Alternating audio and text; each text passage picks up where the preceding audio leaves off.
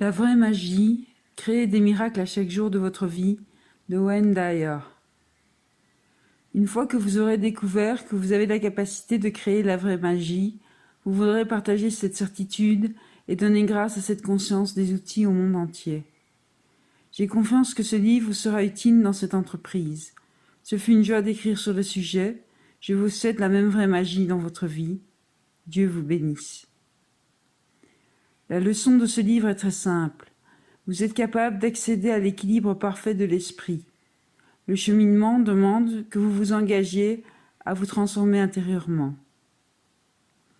Votre transformation intérieure ne peut être complétée d'un point de vue intellectuel ou scientifique. Les instruments limités ne révéleront pas ce qui est sans limite.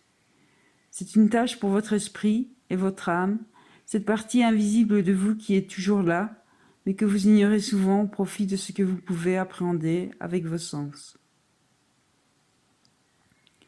Je suis convaincu que nous pouvons faire l'expérience d'une autre dimension quand nous sommes prêts à dépasser la vie à laquelle nous sommes habitués.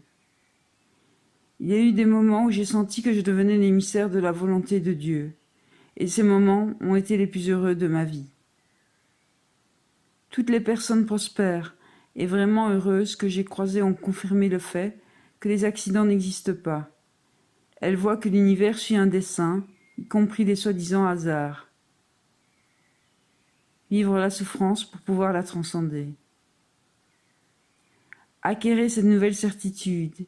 Il n'y a pas de hasard. Tout ce que je vis est en quelque sorte nécessaire pour que je puisse me rendre à la prochaine étape. Tout dans l'univers a une raison d'être. En effet, l'intelligence invisible qui est délibérément à l'œuvre dans tout ce qui est aussi à l'œuvre en vous. Réfléchissez d'abord au concept d'éternité. L'éternité est un concept que vous pouvez contempler en étant dans un corps mortel. Je prétends que votre présence dans le monde de la forme est motivée par une mission extraordinaire et que vous pouvez découvrir cette mission et commencer à penser, à sentir et à agir en congruence avec elle. Ma raison d'être m'a été révélée grâce à la prière et à la méditation. En arriver au but de sa vie, en entrant en soi et en découvrant ce c'est d'aimer inconditionnellement et de servir, en communion avec ce qui est toujours présent pour soi, transforme la façon de voir le monde. Vous vivez alors chaque moment dans la plénitude et l'amour. Vous ne vous interrogez plus sur le sens de votre vie. Vous savez que ce que vous faites est en synchronie avec l'œuvre de Dieu, parce que vous êtes en harmonie et que chaque activité de votre vie est en soi destinée à répondre à votre dessein. Vous vous occupez de l'œuvre de votre vie sans entretenir de pensées anxieuses. Vous sentez qu'on veille sur vous, et vos actions naissent de la félicité intérieure qu'apporte cette justesse ou cette unité. La capacité de faire de la vraie magie demande d'abord et avant tout d'être un étudiant de la vie. Il y a en vous une force puissante, divine, mais invisible. Vos pensées sont un phénomène que vous gouvernez et viennent de vous. N'acceptez en esprit aucune limite. Sachez que vous avez une raison d'être et vous serez en bonne voie de créer une vie magique dans le domaine de votre choix. De nouvelles pensées finiront par vous emmener à de nouveaux comportements miraculeux. Servez-vous de l'énergie universelle en imagination avant que les choses puissent se concrétiser dans le monde matériel. Essayez de vous ouvrir à l'idée de l'existence d'une autre dimension, faisant intrinsèquement partie de vous, qui n'a rien à voir avec la logique ou la validation scientifique. Vous serez réconforté de savoir que vous ne pouvez jamais perdre votre contact spirituel une fois que vous l'avez établi et que vous savez qu'il fait toujours partie de vous. Pour certains scientifiques, nous pouvons conclure que notre être immatériel, invisible, est à l'origine de nos caractéristiques humaines de perception consciente de nous, de libre arbitre, d'identité personnelle, de créativité et d'émotivité. Ils avancent que la présence invisible exerce une influence physique sur nous, et plus renversant encore, que cet être immatériel survit à la mort du cerveau physique. À mes yeux, l'existence de l'âme n'a pas besoin de validation scientifique. Je sais ce que je sais à mon sujet, et ma preuve est dans ma propre expérience. Nous sommes plus que des organismes qui vieillissent. Rappelez-vous surtout que devenir un être spirituel exige que vous puissiez entrer en contact avec votre être invisible et savoir qu'il est le secret de votre capacité suprême d'apprendre à faire des miracles. Cette entité intime et sans forme est votre imagination. Tous les grands maîtres et toutes les grandes doctrines, y compris le christianisme, le bouddhisme, le judaïsme, l'islam, le soufisme et le confucianisme, nous ont laissé un message identique. Entrez en vous, découvrez votre vous supérieur invisible, connaissez Dieu comme l'amour qui est en vous. C'est vraiment autonomisant de savoir qu'on peut vivre avec d'autres points de vue différents, sans ressentir le besoin de les dominer ou d'en faire des victimes. L'esprit en paix, l'esprit centré qui ne cherche pas à faire du mal aux autres, est plus fort que n'importe quelle force physique dans l'univers. Il existe des liens invisibles entre nos pensées et nos actes. L'être spirituel sait que cette force invisible le relie à tous ses semblables et les traite donc comme une partie de lui.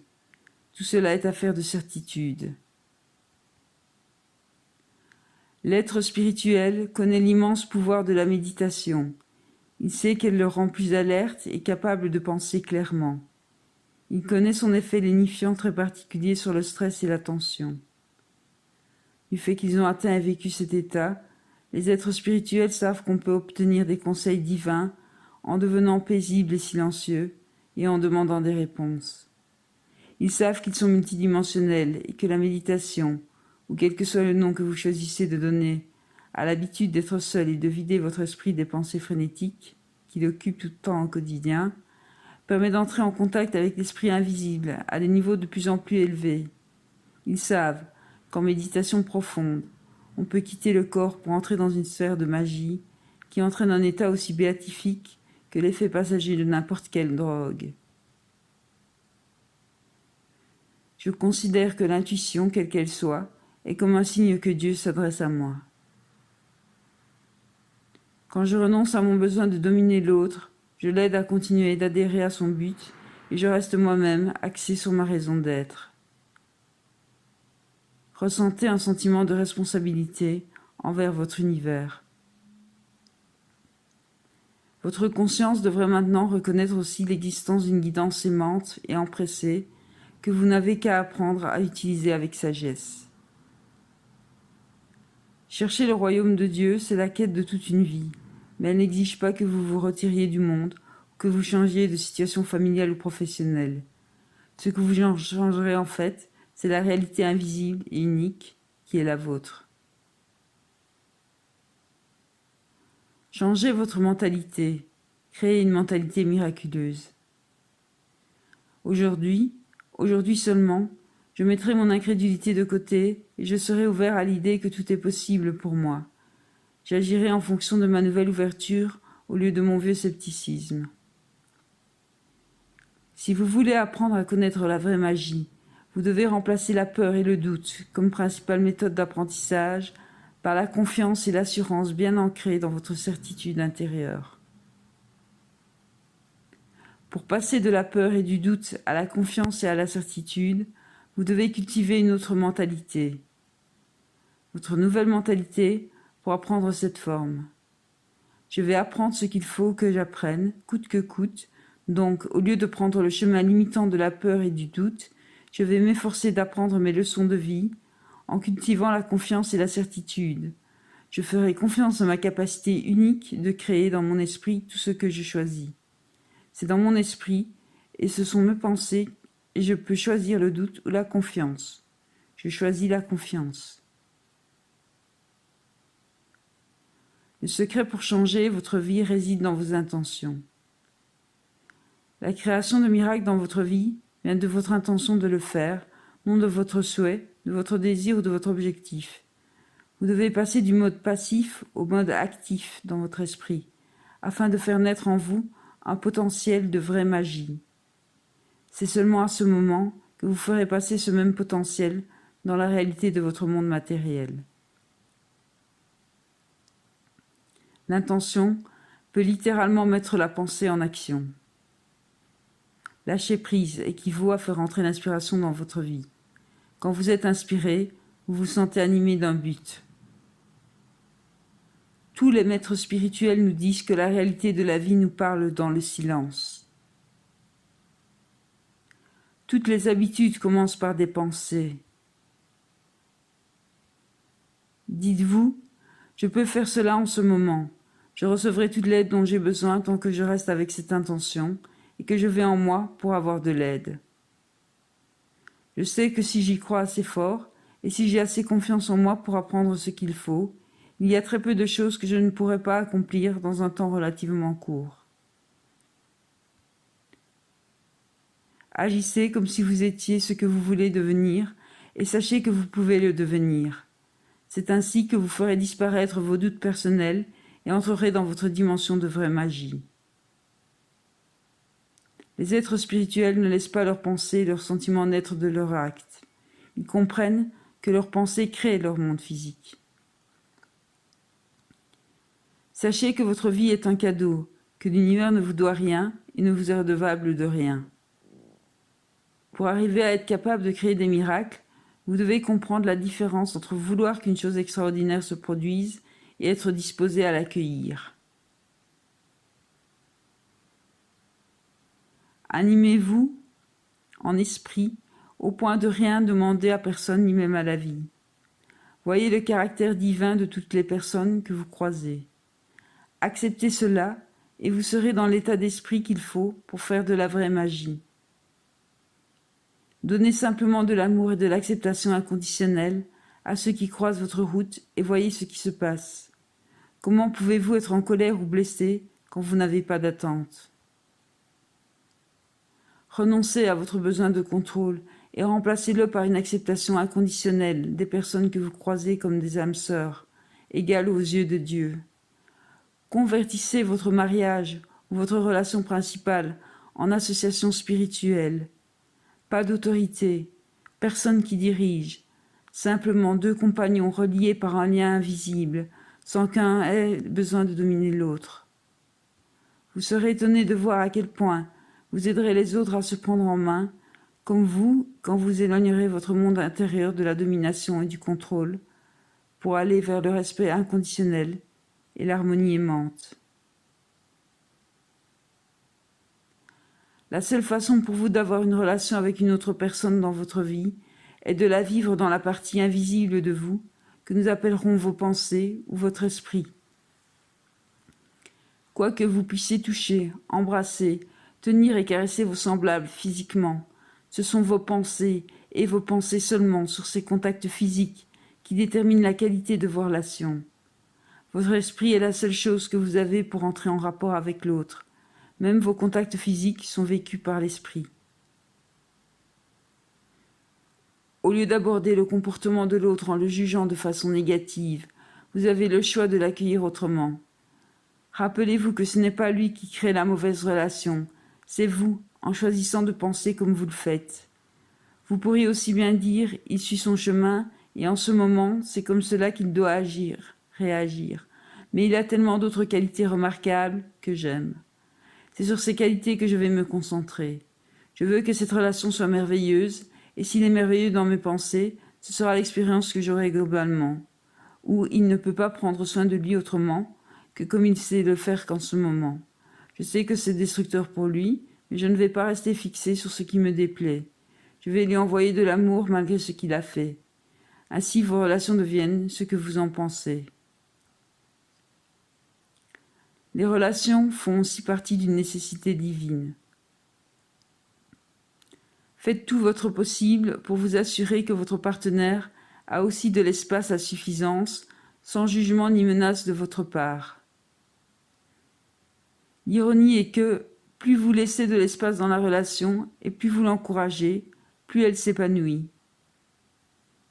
Dans votre relation amoureuse, renoncez au besoin de comprendre pourquoi votre partenaire aime telle émission TV, etc. Vous êtes ensemble non pour vous comprendre, mais pour vous aider à vivre en accord avec votre raison d'être. Vous avez enseigné à tout le monde comment vous avez accepté d'être traité.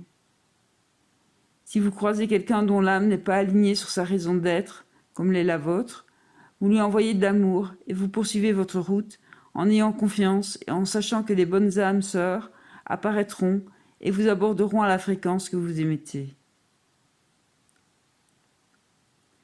Apprenez par la certitude plutôt que par la souffrance ou le doute.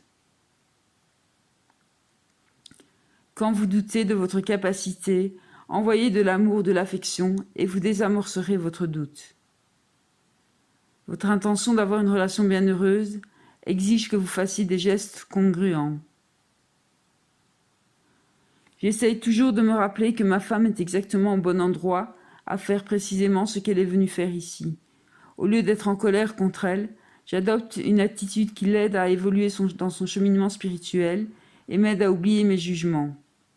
C'est seulement quand j'oublie mon attente de comprendre ce qu'elle fait ou même d'être d'accord avec elle et que je suis capable de lui envoyer de l'amour inconditionnel. C'est seulement quand j'oublie mon attente de comprendre ce qu'elle fait ou même d'être d'accord avec elle que je suis capable de lui envoyer de l'amour inconditionnel. Vous devez avoir confiance en la magie de la croyance. Ayez confiance dans le pouvoir de votre esprit, dans la certitude dont je parle depuis la toute première page de ce livre, dans cette guidance divine qui est volontiers à votre service, et vous aurez fait le premier pas pour manifester le miracle de la prospérité dans votre vie. Vous êtes la prospérité si vous y croyez. Vous êtes le reflet de vos pensées, puisque c'est uniquement sur elles que vous pouvez agir. Acceptez posément ce qui est, envoyez de l'amour, puis passez au projet de vous créer une vie remplie, prospère et aimante. Quand vous étudiez les personnes qui ont vraiment réussi, tout champ d'activité confondu, vous constatez qu'elles ne sont vraiment pas axées sur les résultats qui leur reviendront personnellement. En gardant toujours en tête la raison d'être spirituelle, sociale ou amoureuse qui motive votre travail, vous verrez changer l'état global de votre prospérité. Vivre en fonction de votre raison d'être signifie généralement que vous êtes en paix avec vous-même et que cette paix est ce que vous avez à offrir. Ne vous efforcez pas d'atteindre le résultat, goûtez plutôt le processus du travail que vous êtes en train de faire. Les résultats viendront selon vos efforts pour les matérialiser. Vous devez savoir à quel point votre processus d'imagerie est puissant pour créer le monde matériel dont vous faites expérience. Il y a dans la foi une magie qui transcende la logique. La prospérité en toute chose, y compris l'argent, découle de ces images. Oui, je dis que nous pouvons vraiment influer sur le monde physique et sur toutes nos conditions de vie par notre façon de nous servir de notre esprit. L'argent et la fortune peuvent entrer et entreront dans votre vie quand vous suivez les principes de la conscience prospère. La prospérité sous forme d'argent fonctionne exactement comme tout le reste. Vous le verrez entrer dans votre vie quand vous ne serez plus attaché au besoin d'en avoir. Quand vous incarnez votre raison d'être en faisant ce que vous savez être venu faire ici et en ne pensant qu'à ce qui se manifestera dans votre vie en ce qui concerne l'argent et la richesse se manifestent en quantité suffisante pour vous offrir une vie prospère.